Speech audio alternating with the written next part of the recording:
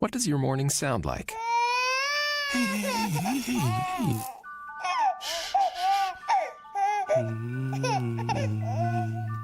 That's Daddy's little man. Morning, Daddy.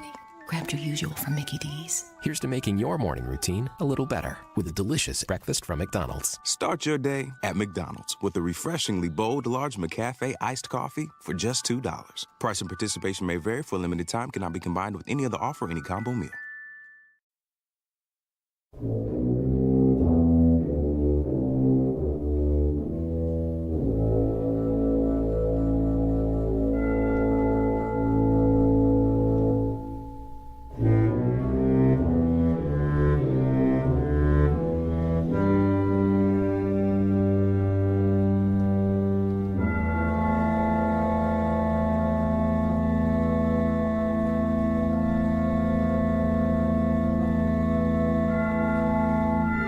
Welcome to Mysterious Goings On. I am your host, J. Alexander Greenwood. Long time no hear. Goodness gracious, it's been since last year that we've spoken. Actually, it's kind of a one-way conversation unless you talk back to the podcast. But if you do talk back, I can't hear you. But anyway, that's not the point. The point is we have not put out a podcast since right after Thanksgiving, I believe. And this is chapter 27. That was chapter 26, and that was then. This is now. And I guess you can tell I'm a little rusty at this at the moment because I haven't recorded a show in a while. Lots of reasons I could go into. Let's see, post-election depression. That might be a good one. Holidays, then those things kick in, and that was pretty much, I was in a daze through most of the holidays. Probably doing a lot of self-medicating, like most Americans, or not most, but at least a lot. I'm also just working on my latest John Pilot mystery novel. That's been an important thing to try to nail down. I've had a lot of problems with it, and that's one thing I thought I'd talk about a little bit today, briefly on this inaugural 2017 edition of Mysterious Goings On. Don't forget, you can find the John Pilot mysteries. Basically, Amazon is your one-stop shop. I hate to be defeatist, but really most of my sales come from Amazon. You can get everything, including paperbacks and ebooks of all of the John Pilot mysteries from that particular location, Amazon.com. Just look for J. Alexander Greenwood. Easy to find me. That's J. Alexander Greenwood, just like it sounds. You can also find me at Barnes & Noble and Kobo and Sony and an assortment of other ebook and paperback outlets, Lulu, or you can go to Pilot's Cross, that's PILATESCROSS.com, and I'll sell you a book directly from me, and I'll autograph it to suit your order, whatever you'd like it to say. I will say it. I will write it on there. I don't care if you want me to write something just outright filthy in there. Just buy the book, and I'll write whatever you'd like in there and sign it. Well, within reason. Okay. Pilot's Rose is the next book. It's the sixth book in the... Is it the sixth book? Yeah, it'll be the sixth book in the series. And I guess I should hasten to mention that, speaking of paperbacks and books in the series, one exciting thing is that Pilot's 7, which won the Shelf Unbound award for the top 100 most notable books of 2016. It came in number 35, and unless I didn't count correctly, it was number 1 on the list of books that were collections of short stories. So this particular book, which is a collection of short stories about the John Pilot Mysteries universe, which doesn't feature John Pilot, by the way, came in number 1 there as far as collections of short stories. So I was very proud of that. And we initially released it as an ebook, and one thing led to another, and it just got a lot less expensive to create paperbacks using Amazon. And so my good friend, who is a tremendous author, Jason McIntyre, author of the Dovetail Cove series, is also a tremendous illustrator, and he did a wonderful cover. So we released the paperback version with a brand new cover, and then the cover was also used in the ebook. So the handmade cover I did myself, that was kind of a do-it-yourself version of a cover, which I did on purpose for Pilot 7 because I wanted that book of short stories to be very personal and just be kind of no muss, no fuss, just just as good a writing as I could squeeze out, and my lowly skills as an illustrator for the cover. But Jason came in and to the rescue when I decided I was going to go with a paperback, and he did just a fantastic job. So I would recommend you check that out, and you can order that from me, or you can get it very quickly through Amazon.com. The only place you can find the paperback of that particular book is Amazon.com, by the way. So check that out. Pilots 7, that's PILATE''S numeral 7. And it is 7 short stories based in the John Pilot universe, and it came in number 35 in the Shelf Unbound magazine book of the top 100 most notable books of 2016. Okay, so Pilot's Rose, the book 6, the one that's coming after Pilot 7. So 6 will come after 7 in a way. It's kind of fun. But this is going to be a novella, and I've had more difficulty with this book than just about any other. Been a lot of start, stop, go back, rip it up, try again. I don't know if it's mental focus. I don't know if it's life. I don't know if I'm just tired. I don't know. I know what the story is, but it's hard to describe other than to tell you that it's just not, in the words of Ringo Starr, it don't come easy. Usually when I'm writing and I'm feeling really good about a story, it just kind of pours out of me. I was getting ready to say like vomit, but that's really a horrible analogy. But it does. It just pours out of me. I have no control over it. I just sit down and within a few months, I've got a book, or at least the beginnings of a book that I can start working on, revising and cleaning up, and then let my editor do his magic on. And this one, even though it's a shorter book, I'm just not having a lot of, I don't know what to tell you, other than I'm really trying very hard to get it done, because not just because I said I would do it. I mean, I know I promised this book last Halloween, and then I promised it last Christmas. I'm not just doing this because I promised. I'm doing it because I want to, and there is a story there, and it does move John Pilot along as a character and as a human being. And that, if you're a reader of the series, I think you'll know what I'm getting at. If you're not a reader of the series, John Pilot is our hero, our anti-hero or unlikely hero or reluctant hero, whatever you want to call him. And he's, for want of a better word, he's backsliding into some bad behaviors, and I'm not sure you're going to really understand as a reader why he's backsliding in this story, but you will see it in all its ugliness and interest. And for some, it's not ugly. For some, it's a return to form. I've mentioned in previous episodes and chapters, as we call them, of this little podcast, that fans are fairly down the middle about John Pilot. A lot of them like it that he settled down and married and has kids, and others don't. They'd like him to just lose the wife and the little ankle biters as quickly as possible. Admittedly, it's tougher to have wild adventures and sexy love interests when the character's married. So I don't know. That might be part of this.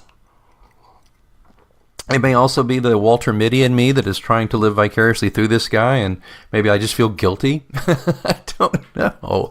I'm really not sure.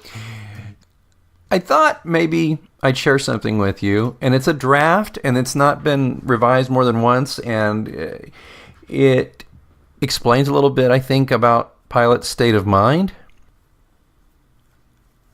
I'm just going to read it to you and see what you think. And, if all of it's subject to change. But I thought it would be helpful for me to share it with you. I don't normally do this. I like to, as Stephen King says, I like to write with the door closed until such point as the book's ready for other people to look at it. But I thought I might just give you a little taste of where Pilot is. Just to let you know, this is taking place back in Key West with his friend Taters, the charter boat captain. It's a conversation he's having with him. If you're familiar with the books, you'll know what they're talking about. If you're not, you won't. I'm just going to read it, not making excuses for it. It's not finished. So this would be a lot like if I were a painter, if I said, well, would you like to come in and take a look at my etchings? No, not my etchings, just kidding. But it'd be like if I were a painter and I said, well, would you like to come in and have a look at my the sketches before I start painting? That's what we've got here. So this is an excerpt from Pilot's Rose. I will kind of read it in character, but not much. And this is a scene with John Pilot and his good friend Taters, and there might be kind of a haughty voice, and that's Simon, who is John Pilot's inner voice and inner alter ego, who takes great pride in being a smartass. So here we go. How about this? Excerpt from the first couple of drafts of Pilot's Rose. Don't hold me to them. Pilot dropped his gym bag on the floor of Trevathan's place. He inherited it when his friend succumbed to cancer a couple of years ago, but he never could quite call it his own. He hadn't changed the decor or anything, just stayed there as if he were a guest. It had the comforting faint scent of pipe smoke, or was it cigars and sea salt? Old man smell, Simon said. In the weeks since he left Cross Township along with his wife, daughter, and son, Pilot busied himself working on a new book in the ramshackle abode of his lost friend, but both he and Kate knew the real reason he took off. Pilot had spent little time with his pal Taters, aside from a couple of dinners and one pretty respectable drinking session. He was wary of getting in the way of his sea charter friend's preparation for heart surgery to correct a valve problem. Besides, he wanted to, and financial demands pulled at him, knock out his manuscript for his new book. Dissolute as he could be with bouts of drinking, he was focused on getting himself together. Besides CrossFit workouts with Val, a tough little spitfire of a personal trainer, he'd started psychotherapy again with Dr. Sandberg. Well, if that's the price for hanging out with Miss Yoga Pants, I guess you can go see the quack again, his inner voice Simon chided. Simon had, though, been relatively quiet, too. Taters, however, was as much a therapist as he was a friend. Now, make zero mistake, as Taters would say, Pilot enjoyed Key West, but he couldn't help but feel he'd left the best part of himself amidst the oaks in a tiny town in Nebraska. I gotta go back, Pilot said, after pushing back from a meal of surf and turf, chased with 3 martinis. Taters looked at him, concern crossing his tan, creased face. I know, he looked down at his plate. Was wondering when you'd get around to figuring that out. I miss them, Pilot said. I'm sure they miss you too, he said, glancing at Pilot while nibbling on a conch fritter and washing it down with a Modelo. I just hate it there, Pilot said. I want to live somewhere else. Will she move? He shrugged. I would have thought that she would now that money's getting ironed out. The other problem is as long as I'm here, there's a target on them. Assholes come out of the woodwork looking for some payback. Taters leaned on his forearms. I hate to be the bearer of bad news, but what's stopping assholes from going after them while you're not there? Pilot glared at Taters, who held up his hands in surrender. It's complicated, I get it. So, when you go in for that thing with his lawyer? Next week. Frechette had some shyster flying in to depose me. Can't believe that guy stole all my royalties from the book, spent half of it resort hopping on the run, and he still has the nerve to sue me for defamation because I called him a crook in the papers. Taters shook his head. Nuisance suit. Freaking hate lawyers. No argument there. So after that, you go back to Iowa? Tater said, smirking at their old joke. Close enough, yeah. Pilot smiled back. Back to Cross Township, Nebraska, if she will have me. The town or Kate? Fuck that town. I just want to get back to my girl. You're going to miss that hot trainer chick, Tater said, waggling his eyebrows. She is that. However, my friend, there comes a time in a man's life when he has to reconcile himself to the fact that he isn't getting any younger, isn't getting any better looking, or getting any other ass than what he's got at home. And you know what? Tater shrugged this time. It's okay, Pilot smiled. Shoot fire, buddy, I've known that for years, since I met Jordan. About damn time you figured that out. We'll work it out, Pilot said, Kate and me. We will work it out. I hope you do, my friend, Tater said, wiping his chin with a greasy napkin. I truly hope you do. Well, anyway, that's an excerpt from Pilot's Rose. That's a little taste. Pilot's, and it gets deeper than that. And what he's telling Taters may not be the whole truth. Taters has got a heart issue, which if you read Pilot's Blood, you know about, and getting ready to have some surgery, and Pilot doesn't want to worry his buddy. So it may not be as cut and dry as he's presenting it to his friend there in that scene. But that's the crux of it. Pilot wants out of tiny Cross Township. Kate feels moored there because of families and memories. Pilot is straining against the leash quite a bit. He wants adventure. He wants to just get his money back from the guy who stole it from him from the sales of his first book, and he wants to do things with his life. He doesn't want to be stuck. He wants to move. And boy, that sure sounds like a midlife crisis, doesn't it? Now, I don't know anything about that kind of thing. I mean, those sorts of things are completely alien to me.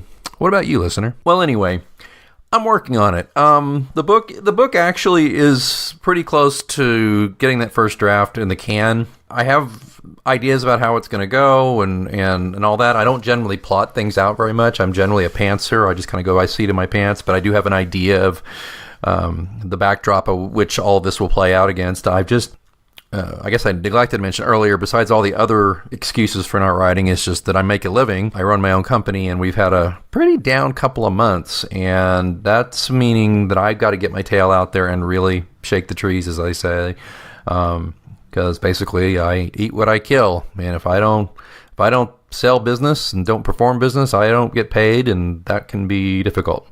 And this writing lark is a lot of fun, but it almost certainly pays almost no bills whatsoever. Hell, there's some months when the royalty checks barely cover the cost of this podcast, just to be honest with you. I've had some really good sales in the past, but it's leveled off, and that's why I need to get a new book out there. So I guess I will crown that little thought with this. If you've been listening to the show and enjoy it and haven't purchased all my books, sure would appreciate it if you would. It'd be a great way to help me pay for the bandwidth to put this podcast out and to also give me a little breathing room on some other things. And if you have purchased them all, God bless you. I love you. Thank you. And why don't you tell a friend or write a review on Amazon? Take you all of 5 minutes total just to let people know about these books and that you're enjoying it.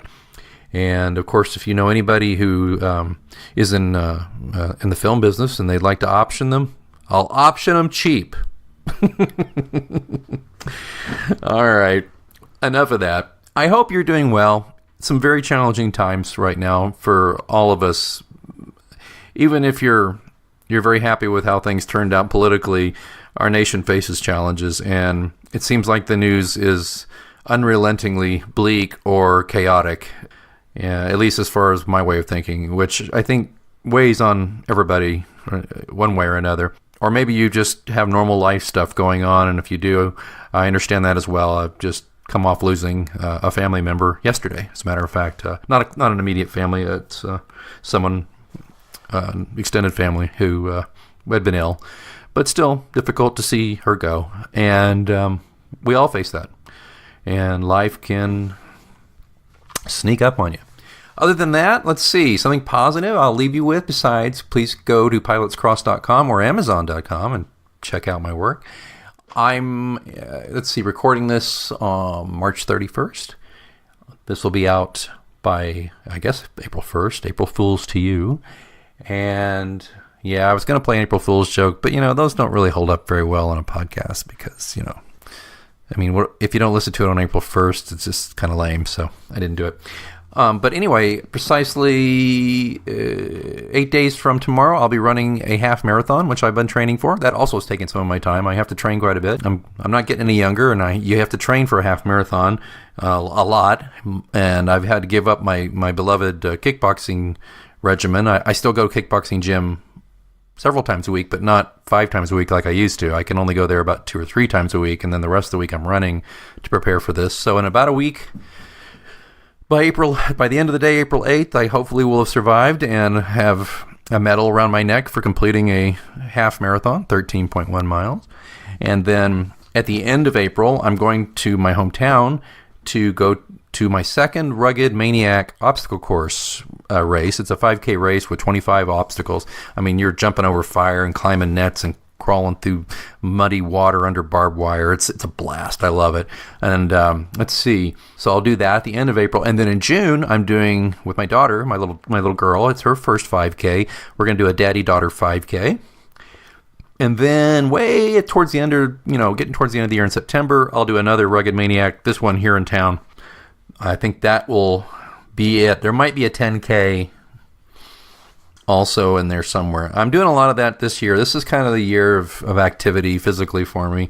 It just a way of challenging myself and and distracting myself from things that bug me and that kind of thing. So anyway, love to hear from you. Don't forget, you can find my blog, pilotscross.com. You can comment on our posts there. I haven't been posting there a whole lot. Probably the most immediate way to reach me if you just want to say hey or chime in is go to our Facebook page, John Pilot Mysteries. Just look that up on Facebook. I believe there'll be a link in the show notes here somewhere too. You can find me there very easily. And I'd love to hear from you. I'd love to hear what you think. And if you have any comments about the excerpt I just read you, I would love to hear them. Obviously, there's not a lot of strong plot points mentioned there. I don't want to give anything away. But if you heard something that interested you, or if you heard something that repulsed you, whatever, I'd love to hear what you think. I think after we're getting up on almost 25 minutes here, so I think it'd be about the right time for me to just say to you, I'm J. Alexander Greenwood. You're listening to Mysterious Goings On. If you would help me one way, besides all the other ways I've begged for today, if you like this podcast, please leave a review on iTunes, a starred review. If you can't write a review, just click some stars for it. Or if you're on Twitter or on Facebook and you like it, you could share a link to the podcast and then use the hashtag TRYPOD, TRYPOD. That just tells people that it's a show you enjoy and you think they should try it out too. Again, hashtag TRYPOD for Mysterious Goings On. All right. It's been a genuine delight reconnecting with you. I promise to be a little more regular at coming at you. Pardon me for being a little rusty at all this, if you would. And until next time, I'm J. Alexander Greenwood, author of the John Pilot Mystery Series. Keep reading. The Starlight Lounge presents An Evening with the Progressive Box. Old moon, yeah. That's Hugo, tickling the ivories. He just saved by bundling home and auto with Progressive. Gonna finally buy a ring for that gal of yours, Hugo? Send her my condolences. Hi-oh! This next one's for you two. There's a burglar in my heart. Thank you. Progressive Casualty Insurance Company and Affiliates. Discounts not available in all states or situations. And now, an ad from Dad. All right, save money on car insurance when you bundle home and auto with Progressive. Can I take these off? All right. What is this? This looks good. Wow. That's well made. Where did you get this? I'm talking to you with the hair. Yeah, where did you get this? It's good stuff. That's solid. That's not veneer. That's solid stuff. Progressive can't save you from becoming your parents, but we can save you money when you bundle home and auto. Progressive Casualty Insurance Company, affiliates, and other insurers. Discounts not available in all states or situations.